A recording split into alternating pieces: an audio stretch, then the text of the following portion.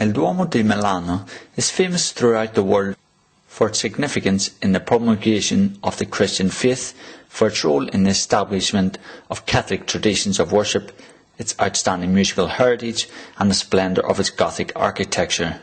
The construction of the Duomo began in 1386, and architects from Lombardy, Germany, and France were summoned to Milan.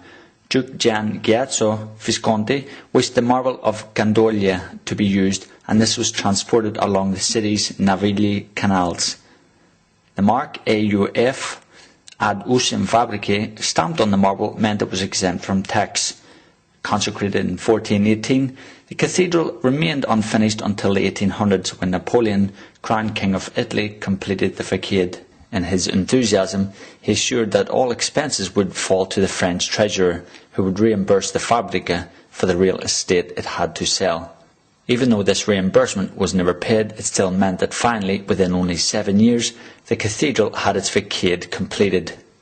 The new architect, Francesco Soavi, largely followed Buzzi's project, adding some neo-Gothic details to the upper windows.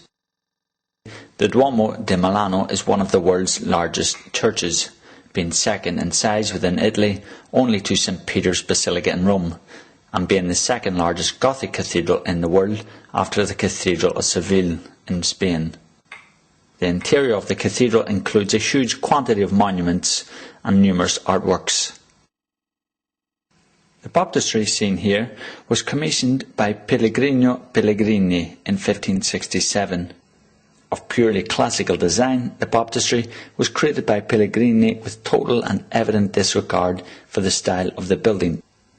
This monolithic basin seen here in red porphyry from the Abbey of San Diogenni was placed at the centre of Medicule in 1587.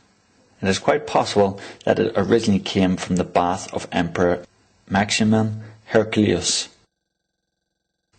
The stained glass windows in the apse, with episodes from the Bible, date to around the 19th century. In the right-hand nave shown here, somewhere is the oldest window, dating from 1470 to 1475, with the stories of Christ, and the most recent from 1988.